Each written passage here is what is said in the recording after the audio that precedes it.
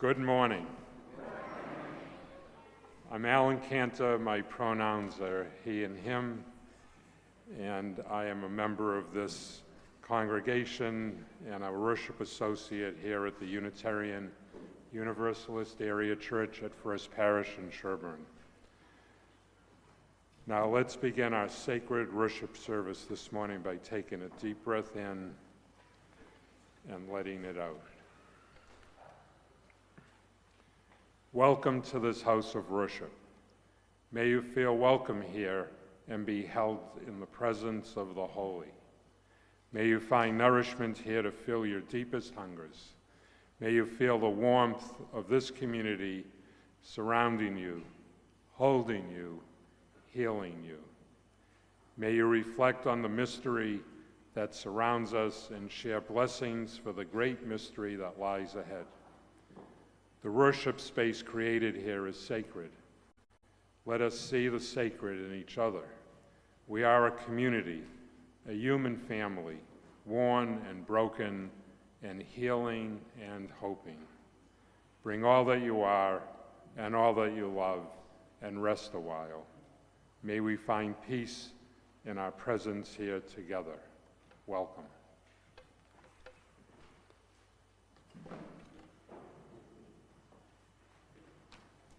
Good morning, everybody.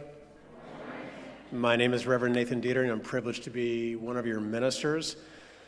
It's a beautiful day, isn't it? You see how my tie matches the season? That wasn't and the slides. Sarah and I coordinated.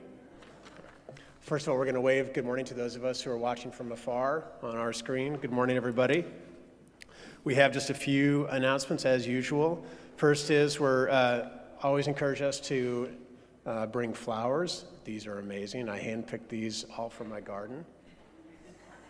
I'm looking at Gage, but I didn't do that, but they're amazing. You can also light the chalice, and you can also ring the bell, which is one of the most fun jobs we have here at church. So the sign-ups are right there on the board. And if you're a newcomer, big, huge welcome to you. There are blue cards in your pews. Folks want to just hold those up so you can see. And we'd love for you to, if you're new today and you want to get the best email you've ever received in your life, fill that out and give it as we receive the offering this morning. Just put that into the bowl as it passes. Just a couple invitations. A reminder that there is the orientation for families and parents of middle schoolers at noon in the FOS room for the Our Whole Lives program. We have, I think, 9 kids, Deb, signed up. Behind me, of course, is Deb Weiner, our Transitional Faith Formation Director. And what do I also want to tell you? We have, the last few Sundays, if you've been here the last few Sundays, we have a new practice we're piloting here at UAC. It's called the Sunday Spotlight. And we have a jingle. Kathleen? Do it again just so we can get the jingle down. Amazing.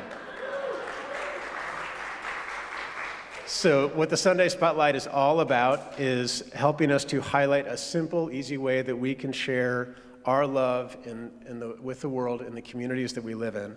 And these are all in alignment with the 6 Unitarian Universalist values that hold us together, and love is at the center. So this is the one for this week.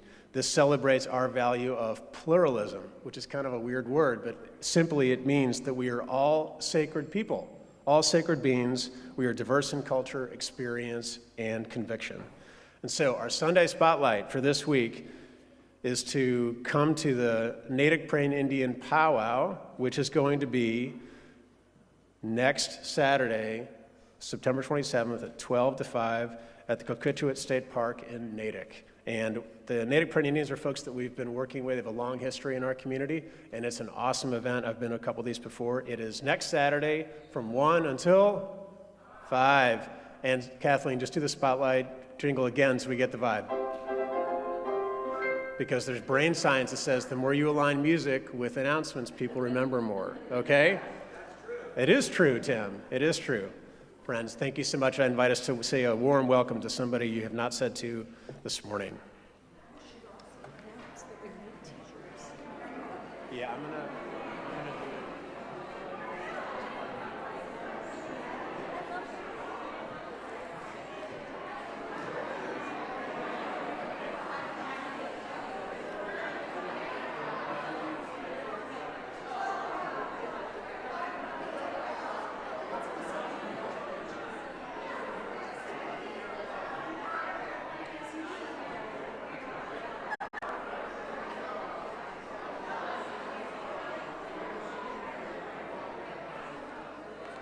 Thank you. Yeah, it's great. You just got to remember for next week.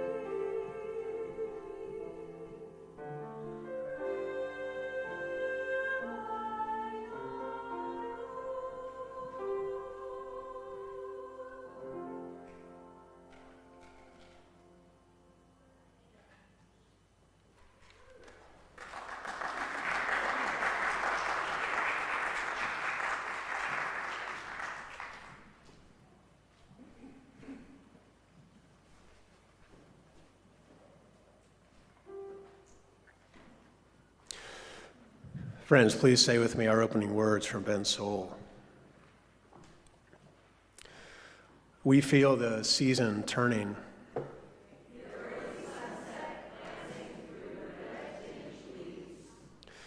The newspaper arriving in the cool morning air. A feeling of being on the edge of something new.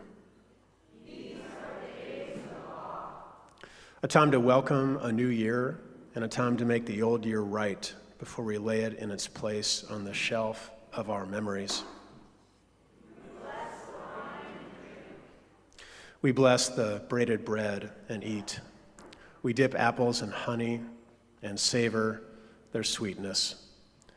May the sound of the shofar carry us across the threshold where lie the possibilities we imagine for ourselves and our children. Thank you, friends. I invite us to rise in body or spirit for our opening hymn. It's number 128 in the Great Hymnals, but the words will be on our screens for us as too. By the way, we have a new screen because the old one died before the first Sunday, so thanks to the folks that made that possible to get it up there. Was not an easy task. I invite us to join our voices in song for all that is our life.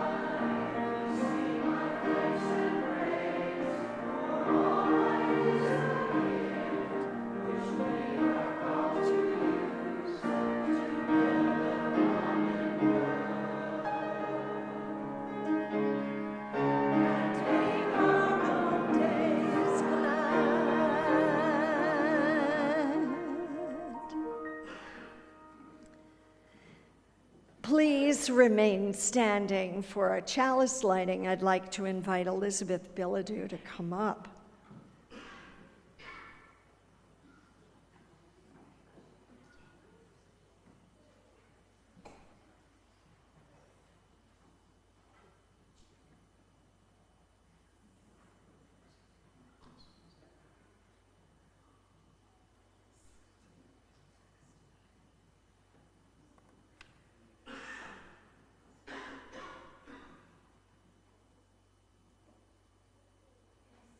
So well done.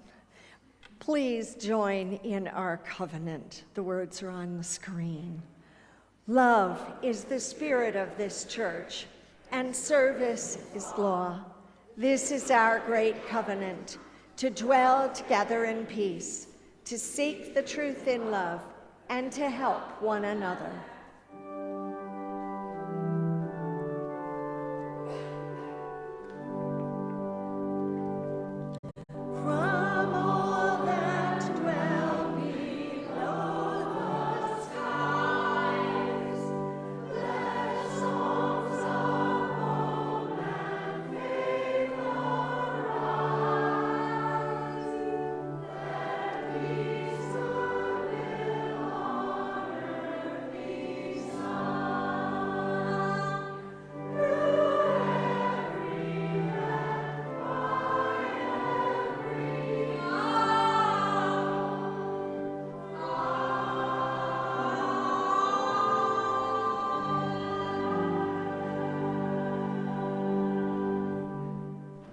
Please be seated.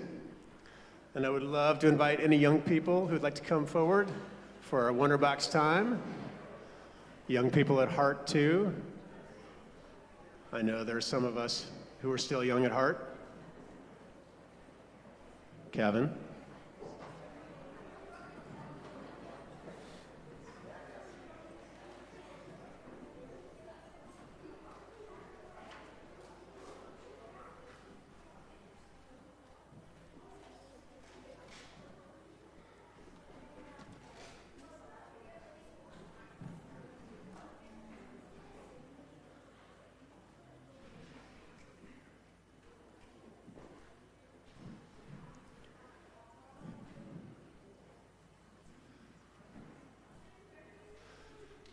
What's up, everybody?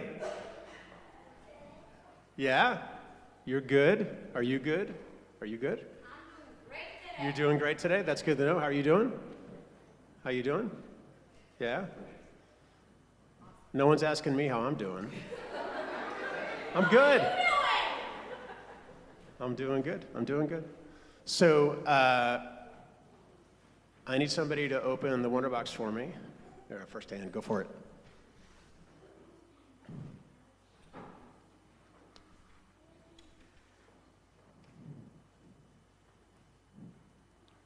What we got? What do we got? Hold it up high, Asher.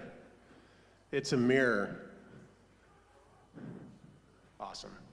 What are mirrors good for? Looking at yourself, specifically like for what? Your face? Like to check what? To make it look good. To make you can look better, that's true, yeah. And you can, hit the organ a little bit if you need to. What else are mirrors good for? If you have little skin blemishes, to deal with those, yeah. Go ahead. You can take photos with them. Oh, so you're way over my head. You said there's cool photography you can do with mirrors. What if I do this? What can you guys see? Yeah. You can see you. You can use for driving. Objects in the mirror appear closer. Wait, than they appear. Yeah, I still can't get my head around that. You know what I mean? So one thing that I have in mind, this is how my Wonderboxes go. I have an idea, and you guys take it off script. That's right. And it's good for looking things in review, and we already talked about that a little bit, okay? Looking at yourself, like, how am I doing? How do I look today? Some people will say to me in the morning at church, "You look tired, Nathan." And I'm like, "Yeah, actually I am. Yeah, it's true." So this is when our opening words reference the fact that we are in a Jewish holiday that starts tomorrow night and goes for the next 8 days until another holiday. Anybody know what that is? Rosh Hashanah, and then what is the one in 8 days? Yom Kippur, exactly. And so so the Jewish New Year starts tomorrow night, and then we begin thinking about the year in review. You guys, how has the year been in review? How's the year been for you? I'm seeing a lot of smirks adults up here. It's kind of tough, right? And so I have 4 questions that I want to invite us to consider as we look about the year in review. All right, but I need your help because I'm going to put some images. Actually, Hank Rausch is our tech guru. The first one, these are 4 important things to say, okay? That's really going to help you in your year of review as you think about your life ahead. What do we think that first image means? What? I heard it. It means, I don't know. How many times have you guys said, "I don't know," this week? How many times have you guys said, "I don't know," this week? Right. What I want to tell us is that saying "I don't know," you guys, is not a failure. Saying "I don't know" is not a failure. It's a sign of humility. It's okay, even at school, to say, "I." Okay, so you got that. That's number 1. Hank, number 2. This one's a little weird. Sarah, what did you call them? You call them? Forks with thumbs. So I can't unsee that. Right? It does look like that, doesn't it? The problem with Google Images is that you get what you get. Anybody know what this means? 2 hands reaching out to each other. You're just hitting it today. Say it out loud. Help. Another really important thing. First thing is "I don't know." A second one is "I need help." Who needs help? All right, Deb, we have job security. Look at that, all those hands. I need help. We ready for the third things? So remember, the first one is "I." The second one is. These are countercultural phrases in our culture, you guys. I don't know, I didn't know. Hank, third one. Another weird image, I will admit. Because you've been hitting out of the park. Any ideas what that one means? No, not quite. Anybody? That's a feeling. Not quite. Not quite. I know, this is the image. I was just trying to, any ideas? Stop, no. Lisa? Cancel. Cancel culture, no. Where we got? I can't do it yet. All these are great phrases. Gage? I was wrong. I know, it's a little sneaky image. I asked my wife, Karen, to help me, and she's like, this is like this morning, she's like, "This is really late for me asking these questions, so these are the ones you put up." I was, this is also really hard to do. It's really, who has a hard time saying "I was wrong"? Yeah, it's really hard. All right, so we have "I don't know," we have, what's the other one? "I need help," "I was," and all the other phrases you guys said are really good too. Those are good too. The fourth one, Hank, we ready? Oh. We need to credit Sarah for finding this one, because the other one that I had was not working. Anyone know what this image means? I know it means a puppy. We should all get a puppy. What does it mean? It means "I'm sorry." And as the owner of a golden retriever, no longer puppy, like that, they do that, but then they don't really mean it. The difference is that you and I, we get to say, "I'm sorry. I'm sorry." So Let's just do a quick review before we sing our young people out. First phrase is, I don't know. I know we need prompts. Second phrase is, the third phrase is, and the fourth one, aren't those great? So as we look in the mirror, and you're looking how if you're tired, how the bags are for those of us who are adults, and like how your eyebrows are looking and you're doing your photography, also ask yourself, when's the last time that I said these four things? And when I do, I guarantee you, your review of your life looking forward is gonna be better, okay? I promise you.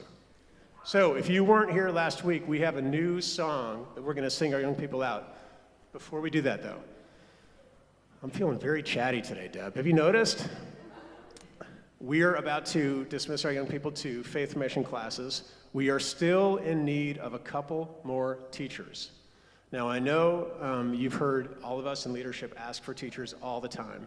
And what I want to tell you though is you are helping young people out. As I said in an email to some people on Friday, you are helping young people grow a soul. But I also will tell you, for those of you that are able to commit to just a few Sundays over the course of this semester through the fall, is that your soul will grow too, because you will be in community with other adults and you will help our young people be nourished and learn those four things that I was talking about. Our young people who are all up here today need our energy and our love. So if you're able to do that, talk to me, talk to Liz, or Beck is up here as our Faith Formation Committee Chair, and talk to Deb, okay? All right, we ready to sing young people out? We have 3 new verses. Let's see if we remember from last week. Thank you, friends.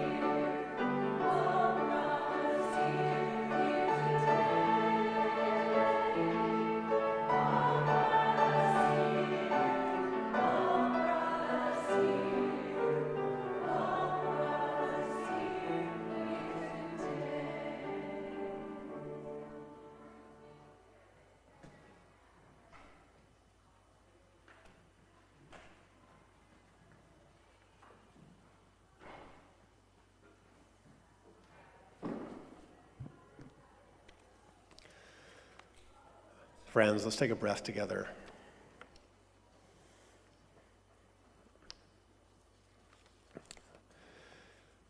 I invite us to be where we are. Put away the fullness of the week, whatever that's brought for you. Gosh, put away the news for a moment. Just be held here in sanctuary, in community, in stillness.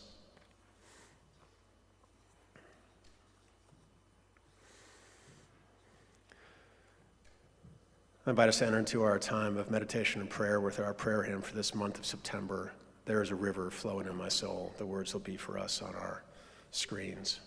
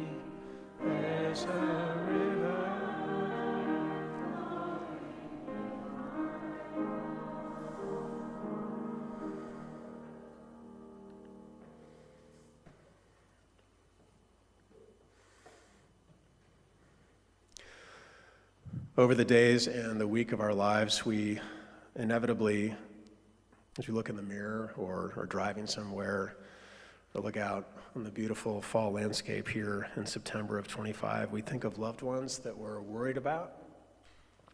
We will think of all the places in the world that are hurting.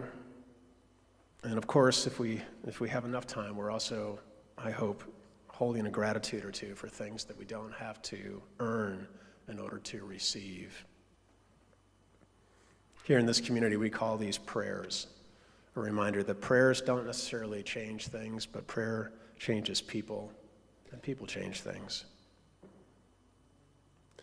These prayers for loved ones that you have offered, from Susan and John Weaver, for their daughter, Lauren Weaver, recovering from unexpected surgery in Atlanta. And this from Alan Cantor, from my cousin Richard and family. He passed away suddenly, very recently. From Kirsten and Don for Jan, who entered memory care recently. I invite us to say aloud the name of someone that you're thinking of this morning, if you'd like to.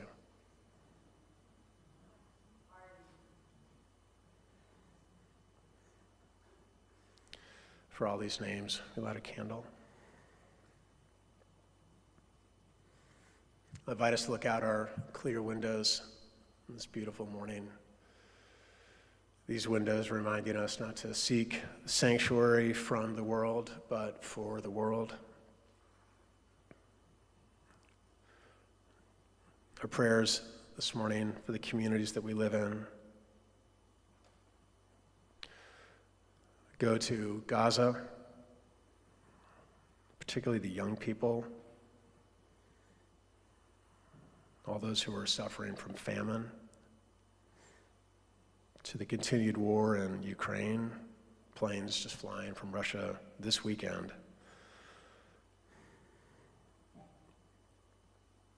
Of course, here in our communities, the destruction of ICE as they rend, separation of families and fear in all of our communities, friends, ones that we live in.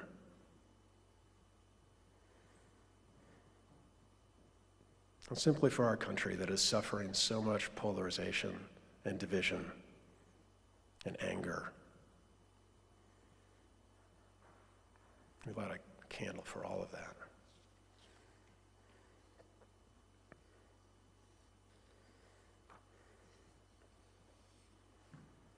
And our prayers for Thanksgiving.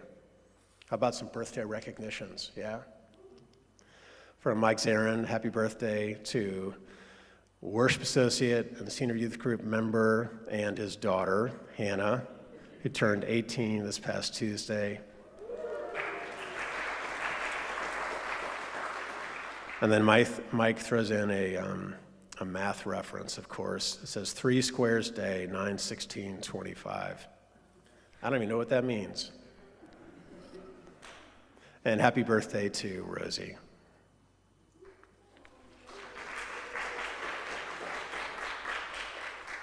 For all of those gratitudes and the ones that go unnamed, Aaron lights a candle for us. And I invite Deb to share our pastoral prayer.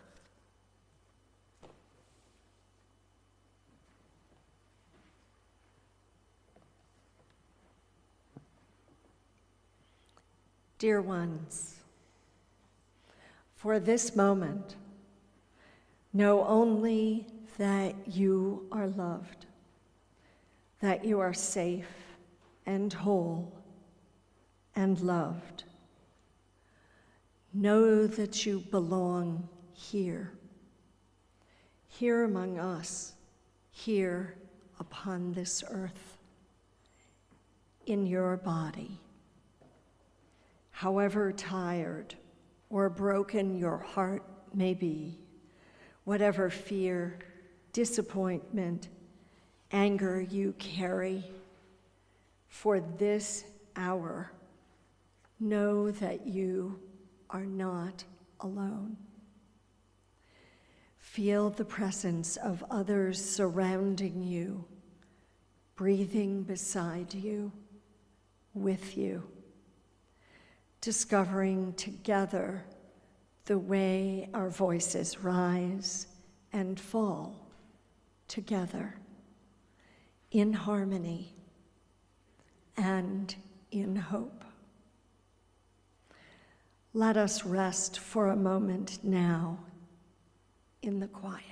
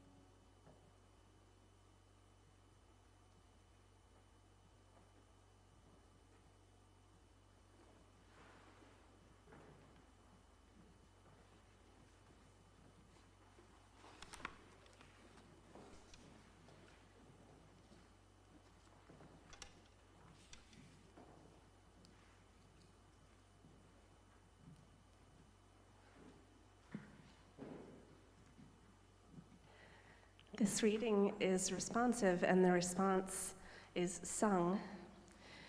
If you'd like to see it, it's 1037 in the teal hymnal. But the response here in italics, it's the same each time. And this is how it goes. We forgive ourselves and each other.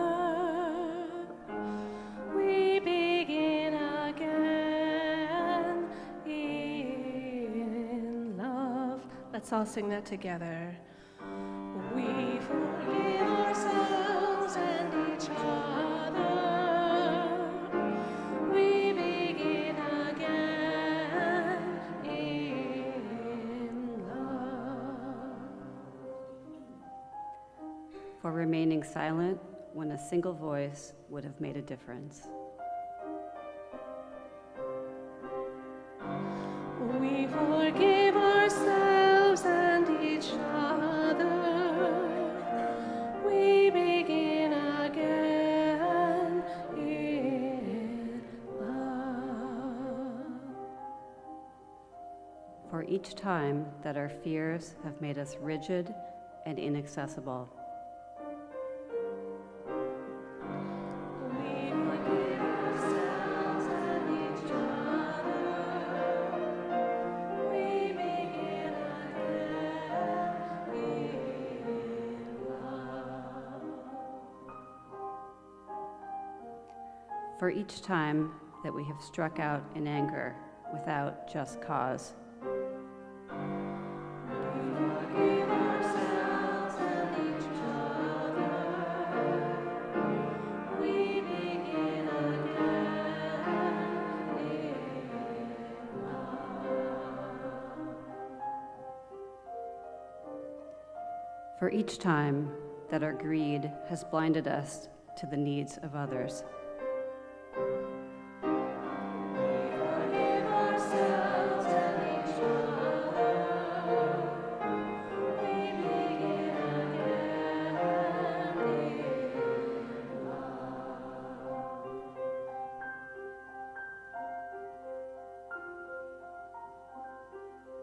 For the selfishness that sets us apart and alone.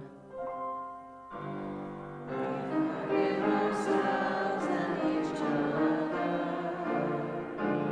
We begin again in love.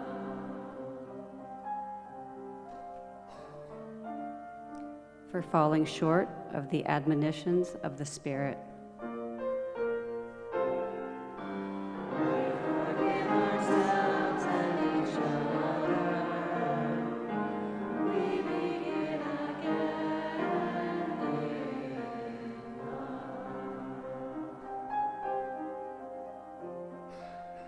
For losing sight of our unity.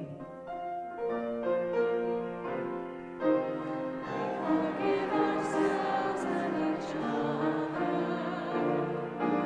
We begin again in love. For those and for so many acts, both evident and subtle, which have fueled the illusion of our separateness. Forgive ourselves and each other. We begin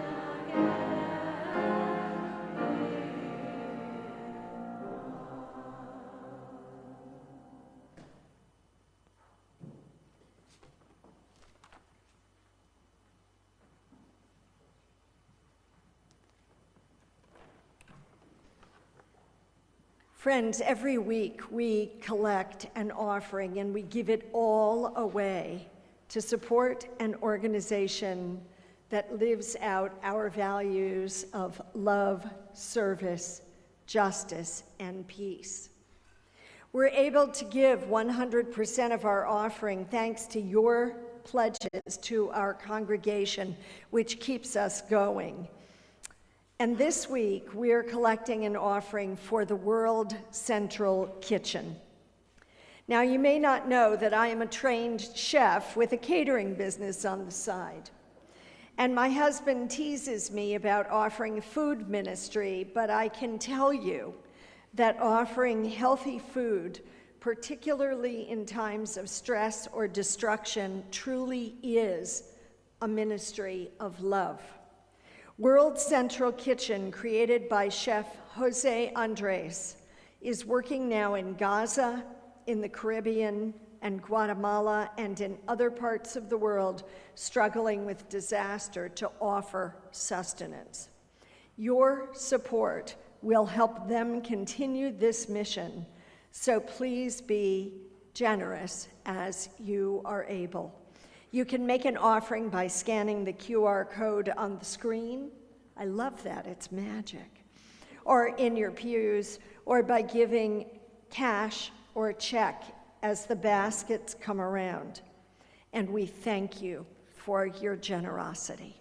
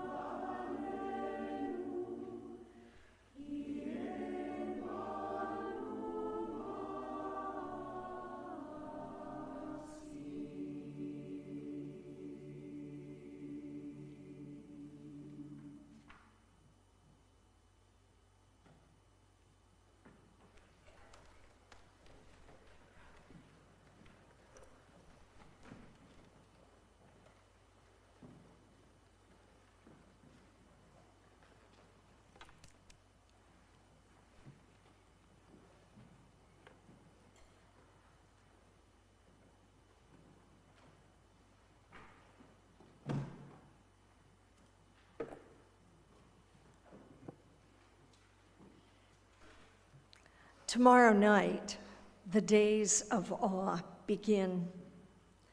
This has been a most revered time for me as a lifelong Unitarian Universalist who has grown up Jewish and also living with Unitarian Universalist traditions. At the start of Rosh Hashanah, the Jewish New Year, my husband Ben and I would gather each year with my cousin David, a rabbi, and our family. I would bring the chopped liver and the herring and the sour cream. I told you this was a food ministry. David or his son Ari would make the brisket. Every Jew has a brisket recipe, I swear. Their friend Debbie would make one of her great salads. We would shed tears over the loss of Bubby, who always made Ben's favorite hazelnut cake, while telling stories about Bubby being a member of the Communist Party in the 1950s and 60s. And we would remember David's mother, my parents, our cousin Ellen, and other family members who are not with us. As we would light the festival candles, we wished one another Shana Tova, Happy New Year. Dipping apples into honey and tearing pieces of the round challah with raisins, we would say prayers that we have said all our lives of forgiveness and blessing and welcome in this new year. And later, after dinner, we would go to synagogue for services as we contemplated our lives in this last year and reflected on what we hope for ourselves and others in the new year. There's a lot to hope for this year. The days of awe, as this time is called, last for 8 days. During these days, I will consciously act on the opportunity we have to reach out to those with whom I need to reconnect, offering a sincere apology for my own shortcomings, and doing what I can to bring forward a right relationship with those in my circle. And on the 8th day, as the shofar sounds and the faithful gather again, Yom Kippur will mark the turning of the page in the book of life. The old year will be sealed, not to be revisited. At that time, what is done is done. What is not yet written is what comes next. The unknown, the possibilities, good or unsure. The days of awe draw people from around the world together, whether we are joined genetically by shared faith or shared values. We are people who live our lives in gathered community, and on Rosh Hashanah we join in seeking to restore our right connections one to another. So it is with people who share a covenantal relationship. And what does that word covenant mean? Whether you identify as Christian or not, our faith, Unitarian Universalism, springs from Protestant Christianity, and the Christian and Jewish understandings of covenant are different than that held by most modern-day UUs. Yet, as with all things, our history is part of our present-day identity. The book of Judges in the Bible is full of stories about covenants, made with God, upheld and broken, and sometimes renewed.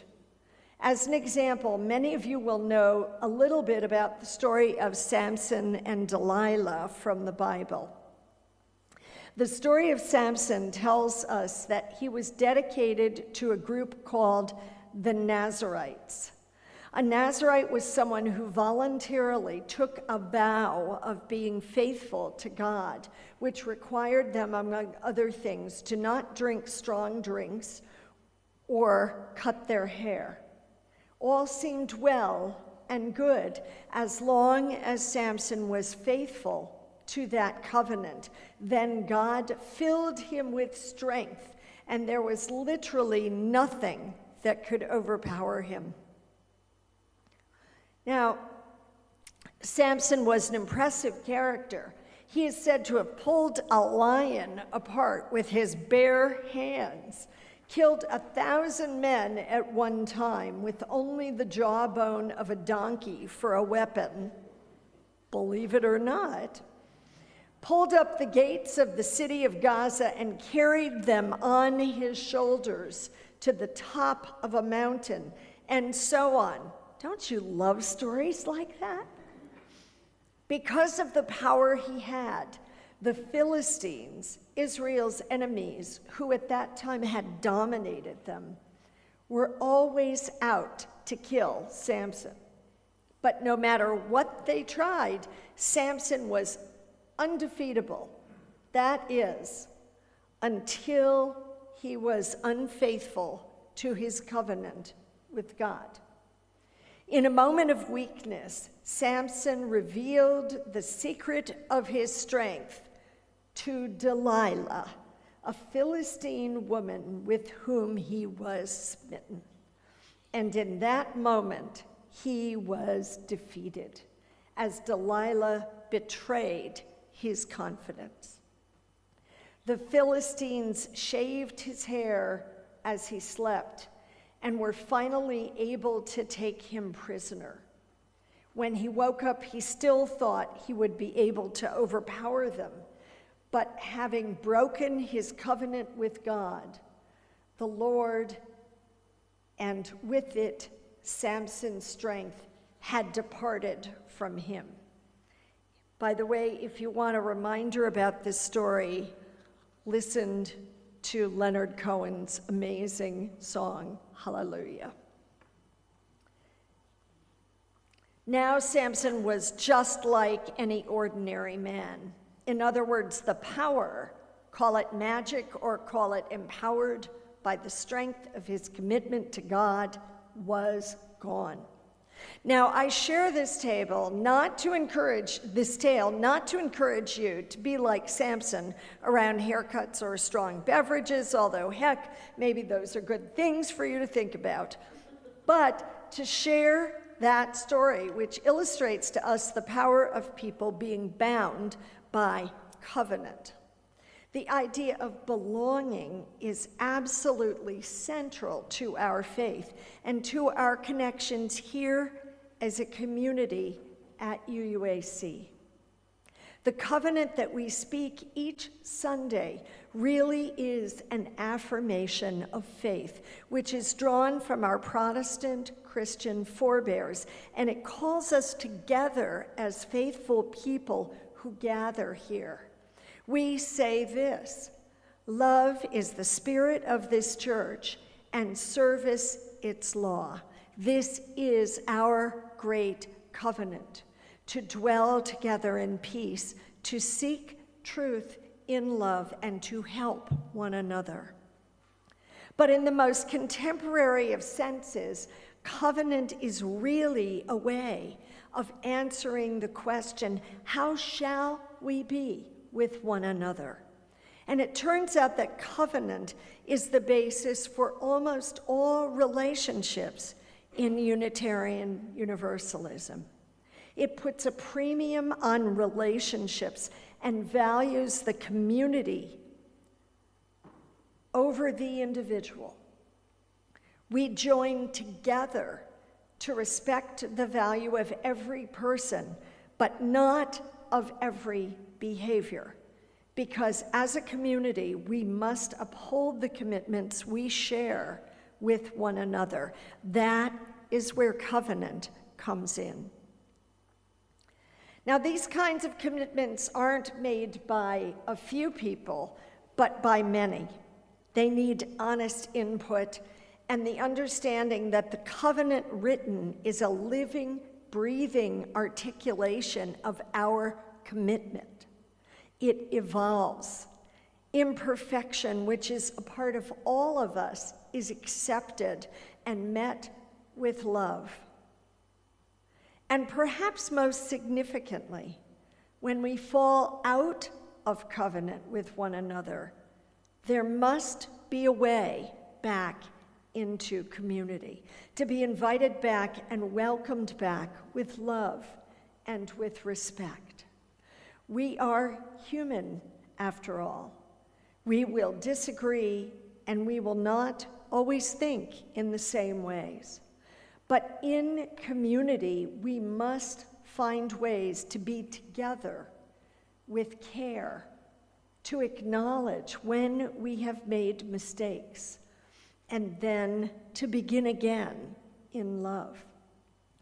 The really hard part about having a covenant that actually is alive is that it's hard to say, I believe that our covenant has been broken, and we need to revisit it and hopefully repair and restore it.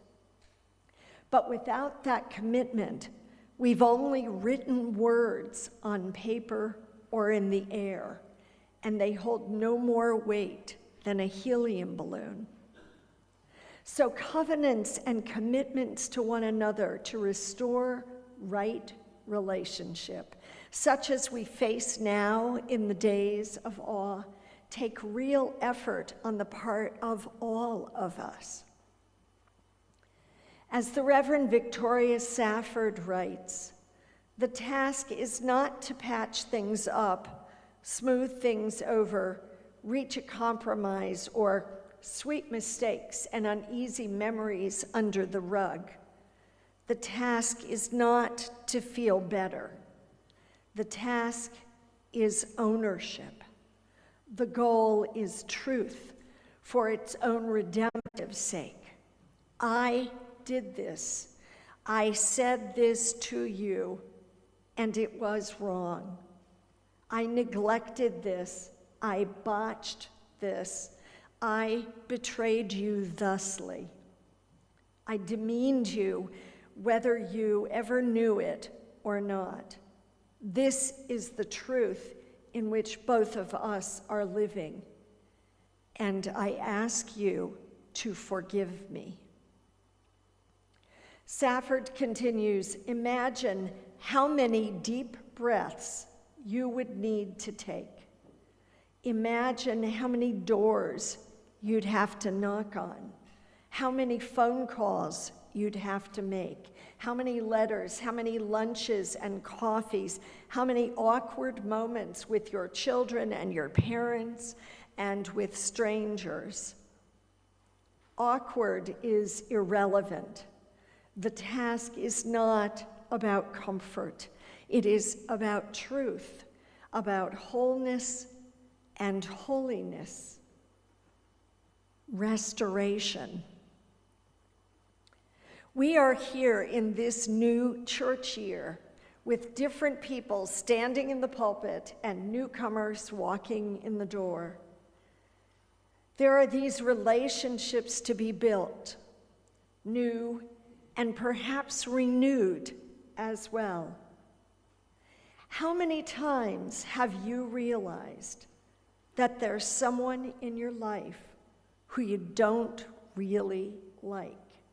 And then you realize it was because they behaved in some way that annoyed you about 10 years ago. Have you thought about the possibility that maybe it's time to give them another try? Or maybe you've stayed away from someone because you're embarrassed over something you did and said, or you didn't do a while back. But you didn't know how to say, I'm sorry, I messed up, or even, please forgive me. A long time ago, one of my supervisors did me a huge favor. She taught me how to apologize. I used to apologize by explaining, maybe even defending my point of view or what I had just done, assuming that my explanation would take care of things. And nope, that is just not how it works. Over time, I learned that the most important thing is to acknowledge what I had done, to own it, and to ask for forgiveness. Most frequently, with sincerity informing our actions, forgiveness is granted. And that, of course, can be a true blessing, a do-over. Who doesn't want that in life? A chance to renew, to restore, to reimagine a way of being. It's a blessing. And to engage in this process requires openness, humbleness, and willingness to acknowledge that we have not done whatever it is as we had hoped, or in a way that included all. These are important lessons for all of us, for kids and adults. Rather than stomping out the door or whacking someone with whom you've disagreed, as kids sometimes do, maybe it's better to say, please tell me what I just did. and really listen, and then maybe try something different. Imagine what that might be like in a society where too often we throw blame and condemnation at each other, where instead there could be a real conversation and a chance to talk without yelling or walking away, to be able to say some of the words that a wise police inspector told his students in Louise Penny's beautiful books, which Nathan shared earlier in the Wonder Box. I was wrong.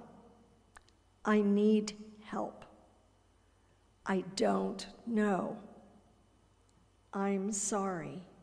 And even, please forgive me.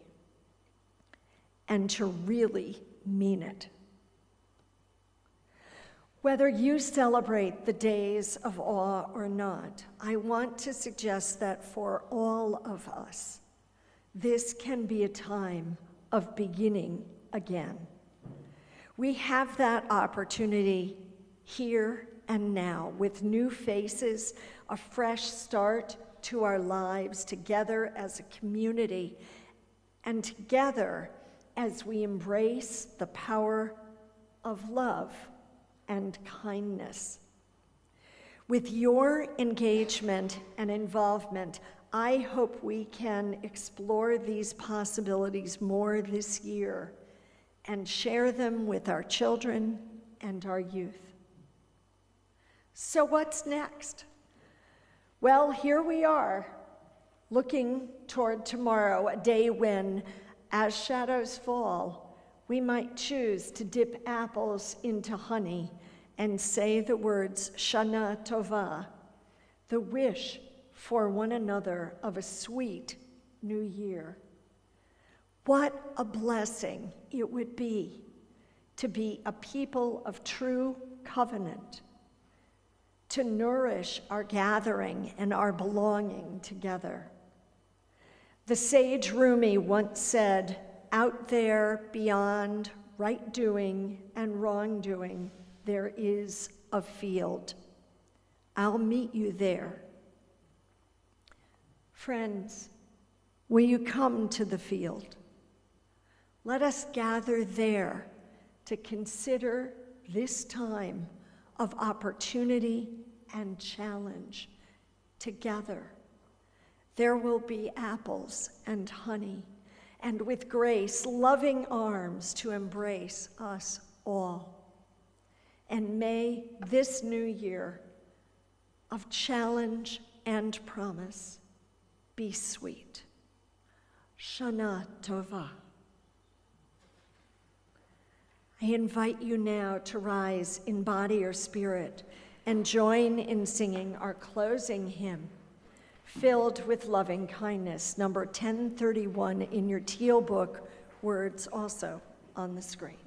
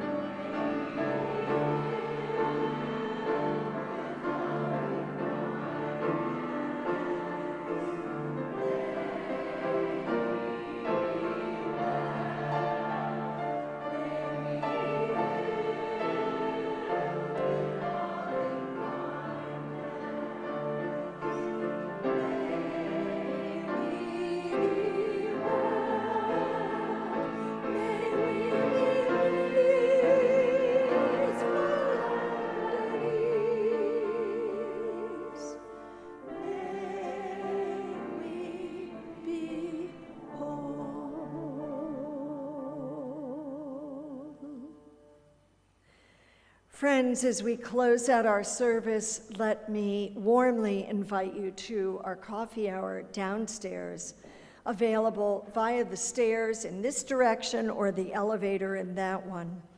Also, a reminder that our high school-aged youth will be gathering this morning for their first pizza gathering up in the youth room after the service. Let us join now in our call to ministry. We go forth into the world in peace to act with works of love, to affirm each person's need, and to cherish the living. Friends, life is short, and we have little time to gladden the hearts of those who travel with us.